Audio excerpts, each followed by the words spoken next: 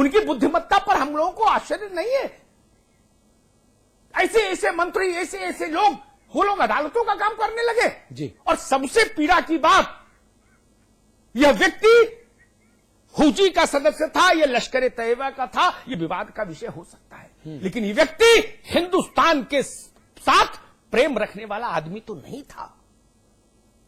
कि सारी सरकारें झूठ बोलती है और अदालतें झूठी हैं। क्या जरूरत थी ऐसे व्यक्ति को मुआवजा देने की? ठीक बात है। मैं खालिद व्यक्ति की बात नहीं करता, ये चलन रुकना चाहिए, ये प्रवृत्ति रुकनी चाहिए जो सिर्फ और सिर्फ वोट बैंक की सौदागरी के ओर इशारा करती है। ये नहीं रुकेगी तो यकीन मानिए प्रदेश में एक ऐसा नफरत का वायुमंडल तैयार होगा और पूरा प्रदेश सांप्रदायिकता की आग में फिर झुलसेगा। उसको अगर रोकना है तो समदर्शिता लाइए, पारदर्शिता लाइए, समान आचरण करिए। शासन की निगाह में सब बराबर होना चाहिए, हिंदू हो या मुसलमान। ठीक बात। बहुत बहुत शुक्रिया आवाज हुसैन साहब, बहुत बहुत धन्यवाद। पाठक जी, अमिताभ जी, आप बने रहेंगे। एक ब्रेक यहां पर ले रहे हैं और ब्रेक के उस पार बात उत्तराखंड की होगी।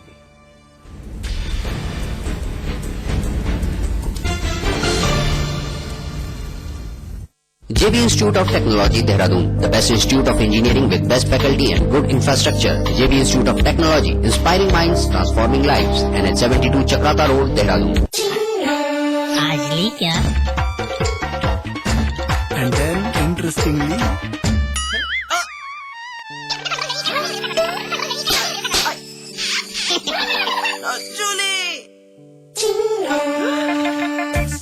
refreshing mini gum. आज ली क्या?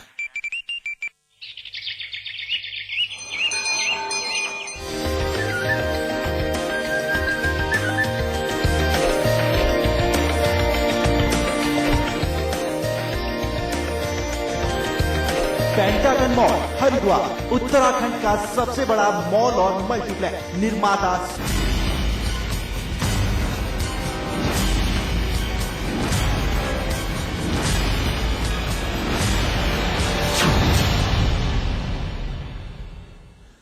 मंगलवार को नैनीताल हाईकोर्ट के दिए गए फैसले के बाद उत्तराखंड में स्थायी निवासी के मुद्दे पर एक बार फिर सियासत गर्मा गई है।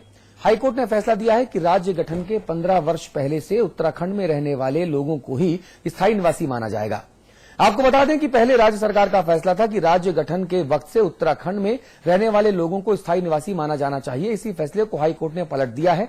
अब इस फैसले पर घमासान छिड़ गया है। बिग बुलेटिन के इस हिस्से में इस मुद्दे पर हम चर्चा करेंगे। एक रिपोर्ट पहले आपको दिखाते हैं, उस रिपोर्ट को देखिए, समझिए, फिर चर्चा आगे बढ़ाते हैं।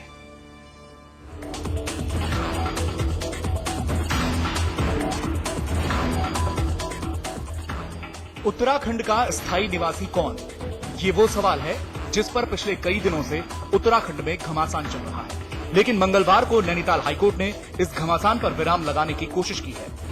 उत्तराखंड में अब उन लोगों को जाति प्रमाण पत्र निर्गत किए जाएंगे जो लोग 1985 से राज्य में रह रहे हैं और इन्हें ही उत्तराखंड के स्थायी निवास का दर्जा भी मिलेगा। मंगलवार को नैनीताल हाईकोर्ट की खंडपीठ ने 20 नवंबर 2001 को राज्य सरकार द्वारा जारी किए गए उस शासनादेश को हरी झंडी दिखा दी जिसमें कहा गया कि राज्य गठन की तिथि से 15 साल पहले जो लोग उत्तराखंड में रह रहे हैं इन्हें ही यहाँ के स्थायी निवास का दर्जा प्राप्त होगा और आरक्षण वर्ग में इन्हीं लोगों को जाति प्रमाण पत्र भी जारी किए जाएंगे।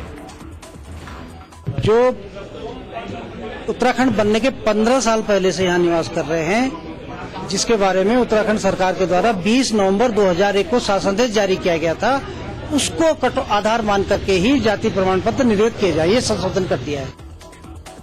वहीं यूकेडी ने इस फैसले का विरोध करना शुरू कर दिया है। यूकेडी के मुताबिक 1950 की कट ऑफ डेट जो संविधान में लिखी है वही तारीख मान्य होनी चाहिए। 2000 का हमने विरोध किया है, हम 50 का भी विरोध करेंगे।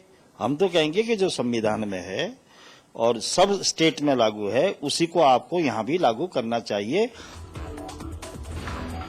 वहीं बीजेपी और कांग्रेस ने इस फैसले का स्वागत किया है। बीजेपी इसे राज्य सरकार की हार बता रही है तो कांग्रेस अपनी जीत। वास्तव में जो यहाँ निवास करते हैं, चाहे वो किसी भी तरह मैदान में, आपका हरिद्वार में, उधम सिंह रुद्रपुर में, और जो यहाँ के निवासी हैं और जो पहाड़ में तो करता ही है, तो जो निवासी यहाँ का है वो यहाँ का होना चाहिए। ये फैसला बहुत ही स्वागत योग्य है और मेरे लिए खुशी का दिन है कि जो सुझाव हमने कांग्रेस को दिए थे वो सुझाव आज हाई कोर्ट ने भी मान लिए। आपको बता दें कि नवोदित राज्य उत्तराखंड में आरक्षण का लाभ लेने के लिए जाति प्रमाण पत्र बनाने की होड़ रही है, मगर उत्तराखंड के मूल निवासियों का ये मानना रहा है कि आरक्षण का लाभ भी ऐसे ही लोगों को मिले जो मूल रूप से उत्तराखंड के हैं। हाईकोर्ट ने एक बार फिर जाति प्रमाण पत्र के मुद्दे पर फैसला दिया है। हाईकोर्ट के फैसले के अनुसार 1985 तक प्रदेश में रहने वालों को जाति प्रमाण पत्र निर्गत किए जा सकेंगे, लेकिन इस मामले पर राजनीति शुरू हो गई है। यूकेडी ने साफ कर दिया है कि वह सुप्रीम कोर्ट इस मुद्दे को लेकर जाएगी। अपने सहयोगी हेम भट्ट व कैमरामैन पवन रावत के साथ में पंकज पवार, देहरादून, समाचार प्लस। चलिए इस मुद्दे पर बातचीत करेंगे। हमारे साथ विशेष मेहमान हैं श्री काशी सिंह एरी साहब हैं। आप यूकेडी के अध्यक्ष हैं, आपका विशेष स्वागत है। भाई रविंद्र जुगरान हैं, आप भारतीय जनता पार्टी की नुमाइंदगी कर रहे हैं, आप राज्य आंदोलनकारी भी रहे और आपने इस मुद्दे पर बहुत गंभीर तरीके से लड़ाई भी लड़ी है और लोगों को उनका हक दिलाने की सकारात्मक कोशिश भी की है। जुगरान साहब, बहुत स्वागत है आपका। हमारे साथ समाजवादी पार्टी के वरिष्ठ नेता डॉक्टर एम सचान साहब हमारे साथ जुड़ रहे हैं। आप भी पहली बार हमारे स्टूडियोज में आए हैं, आपका भी विशेष स्वागत है। आप सभी लोगों का स्वागत है। इस मुद्दे पर बातचीत करेंगे। एरी साहब, आपत्ति जो है आपकी वो किस मुद्दे पर है, किस जगह पर है, वो निटी-ग्रिटी क्या है, वो टेक्निकल पॉइंट क्या है?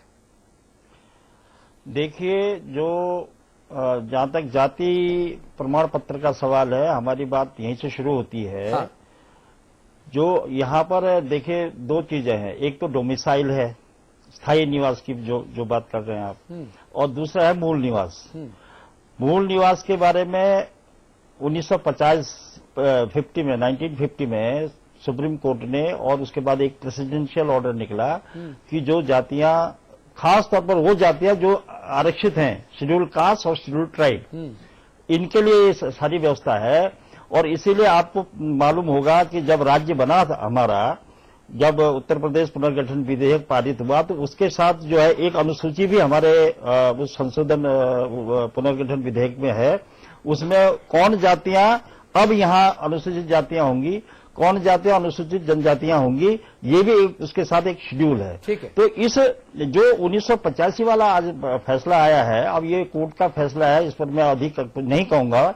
इसको हाई कोर्ट में जाने की, सुप्रीम कोर्ट में जाने की जरूरत होगी, उसको हम दिखवा रहे हैं। लेकिन हमारा कहने का मतलब ये है कि जो अगर सन 2000 में हमारा राज्य बना, सन 2000 में राज्य बनने के साथ ही जो हमारी लिस्ट यहाँ आई है शेड्यूल कास्ट और शेड्यूल ट्राइब की, उस लिस्ट के मुताबिक ही यहाँ के लोगों को आरक्षण मिलना चाहिए। उसके अलावा लोगों को आरक्षण मिलेगा तो ये उनके साथ अन्याय होगा, हमारा कहना ये है। अच्छा, जुगरान साहब, ये पूरा का पूरा मुद्दा ये आरक्षण का है, ये स्थायी निवास का है या मूल निवास का? मुझे लगता है तीनों मुद्दे कहीं ना कहीं इंटरमिंगल्ड कर दिए गए हैं। हेलो, बोलिए जुगरान साहब। ये विशुद्ध रूप से जाति प्रमाण पत्र निर्गत करने का मामला है। हाँ। इसको चाहे अधिवास प्रमाण पत्र कह लें, चाहे आप मूल निवास प्रमाण पत्र कह लें। हाँ। और जहां तक डोमिसाइल की बात है तो कॉन्स्टिट्यूशन में डोमिसाइल को परिभाषित नहीं किया है, बाद में सुप्रीम कोर्ट ने इसको परिभाषित किया जब लिटिगेशंस हुए, विवाद हुए और सुप्रीम कोर्ट मामला पहुंचा।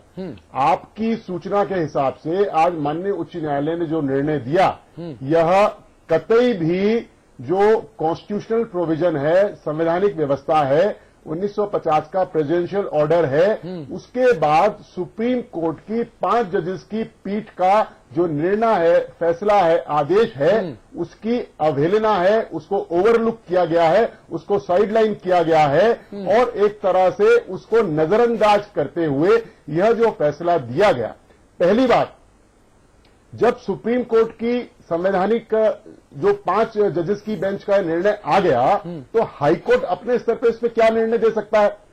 दूसरी बात, प्रेसिडेंशियल ऑर्डर पर हाईकोर्ट क्या इसमें चेंज कर सकता है? तीसरी बात, संवैधानिक व्यवस्थाओं में अनुच्छेद 5 के अंदर यह व्यवस्था स्पष्ट रूप से दी गई है कि जिस दिन से देश का संविधान लागू हुआ यानी कि 1950 में उस दिन जो व्यक्ति जहां रह देश रहा के था, जिस भूभाग में जिस राज्य में निवास करता था, वो वहां का स्थायी निवासी है, मूल निवासी है, अधिवासी है, और उसको जाति प्रमाण पत्र उसके ओरिजिन ऑफ स्टेट में 1950 से पहले जो जहां रहता था वहीं से मिलेगा। इसके आगे भी समय समय पर सुप्रीम कोर्ट ने कहा है कि डोमिसाइल यानी कि जाति प्रमाण पत्र अगर मैं किसी अन्य राज्य में शिक्षा के लिए, रोजगार के लिए, पढ़ाई के लिए किसी भी कारण से माइग्रेट किया है, पलायन किया है, तो मेरा जो जाति प्रमाण पत्र बनाने का अधिकार है वो समाप्त नहीं होता, लेकिन मुझको जाति प्रमाण पत्र निर्गत होगा अपने मूल प्रदेश से, मेरी ओरिजिन का जो स्टेट है वहां से। आज जो आपके अनुसार हाईकोर्ट का निर्णय आया है उसको चैलेंज किया जाएगा। एक बार हम उसको पढ़ लें, ऑर्डर पढ़ लें, क्या आदेश हुआ है, क्या जजमेंट आया है। और सबसे दुखद पहलू यह है कि पहली बात तो राज्य सरकार ने जो जियो निर्गत किया, क्या कहते हैं, वो गलत था, और उत्तराखंड के विधानसभा के अंदर सभी माननीय 70 विधायक, एक्स एमएलए जितने रहे हैं, उत्तराखंड को रिप्रेजेंट कर रहे हैं, एक्स एमपीज, वर्तमान एमपीज, एक्स चीफ मिनिस्टर, ये सभी पर जो है हमारी बहुत नाराजगी है, चाहे वे किसी भी दल के हों, क्योंकि अगर हम अपने प्रदेश के अंदर संवैधानिक व्यवस्थाओं का ही, जिस संविधान की शपथ लेके हम एमएलए, एमपी, मिनिस्टर, मुख्यमंत्री बनते हैं, उसी का अनुपालन नहीं करा सकते, तो हम स्टेट को नया क्या देने वाले हैं? सचान साहब के पास चलेंगे। सचान साहब, मतलब क्या ये हम समझें कि जो राज्य जिस तारीख को अस्तित्व में आया, गजट में चढ़ा कि साहब ये राज्य एक अलग राज्य है, उस तारीख को या उस तारीख से पहले से जो व्यक्ति उस राज्य में रहता हो वो उस राज्य का मूल निवासी, स्थायी निवासी, क्या ये फॉर्मूला होना चाहिए क्या सचान साहब? देखिए, उत्तराखंड एक संवैधानिक प्रक्रिया के तहत बना है। और जब संवैधानिक प्रक्रिया के तहत बना, उस समय जो अनुच्छेद उत्तराखंड बनने के लिए थे, उसमें आरक्षण अधिनियम 1994 को सांगोपांग माननीय महामहिम राज्यपाल ने लागू किया। 87 धारा के तहत उनके अधिकार क्षेत्र के तहत था, सरकार ने उसे अंगीकृत किया। सरकार को कोई भी कट ऑफ डेट निर्धारित करने का अधिकार नहीं है। जो कट ऑफ डेट, मैं तो ये कहना चाहूंगा, 13 वर्षों बाद आज भी पूरी तरीके से उत्तराखंड की कांग्रेस और भारतीय जनता पार्टी की सरकारें पूरी तरीके से असंवैधानिक रूप से कार्य करती हुई उन लोगों को जाति प्रमाण पत्र निर्गत नहीं कर रही हैं जिनको निर्गत किया जाना चाहिए। होना क्या चाहिए आपके हिसाब से? सचान साहब, चर्चा का वक्त कम है, हमारे साथ कई सारे विशेषज्ञ बैठे हैं, आप जैसे प्रबुद्ध लोग बैठे हैं, आपके हिसाब से होना क्या चाहिए, संक्षेप में बताइए। देखिए, मेरे हिसाब से जिस दिन राज्य का गठन हुआ उस दिन से निवास प्रमाण पत्र और जाति प्रमाण पत्र निर्गत किया जाना चाहिए। जो आज जजमेंट आया है, मैंने स्टडी नहीं किया है, अगर इस प्रकार का जजमेंट है तो पूरी तरीके से मैं ये तो नहीं कहूंगा कि गलत निर्णय हुआ, लेकिन पूरी तरीके से मैं ये कहूंगा असंवैधानिक है। जो नए राज्य बने हैं उनमें जो व्यवस्था लागू है। काशी सिंह एरी साहब, मुझे ये बताइए, क्या जिस तिथि को राज्य अस्तित्व में आया उस तिथि से अब तक जो लोग प्रदेश में निवास कर रहे हैं, या उस तिथि के दिन जो लोग उत्तराखंड में निवास करते थे, उन्हें उत्तराखंड का मूल निवासी माना जाना चाहिए, स्थायी निवासी माना जाना चाहिए? देखिए, इसमें हमको पहले ये समझना होगा कि ये जो जाति प्रमाण पत्र मिल रहा है उसका बेनिफिशियरी कौन है।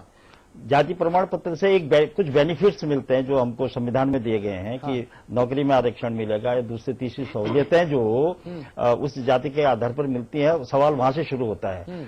अब यहाँ पर जो है स्थायी निवासी जो माना गया है, वो तो राज्य बनने के से पहले जो यहाँ रह रहे थे उनको स्थायी निवास प्रमाण पत्र मिल जाता है, जिसको डोमिसाइल कहते हैं। वो डोमिसाइल मिलने से उसको इस स्टेट की जो भी सुविधाएं हैं वो सब उसको अनुमन्य है, लागू है, कोई दिक्कत नहीं है।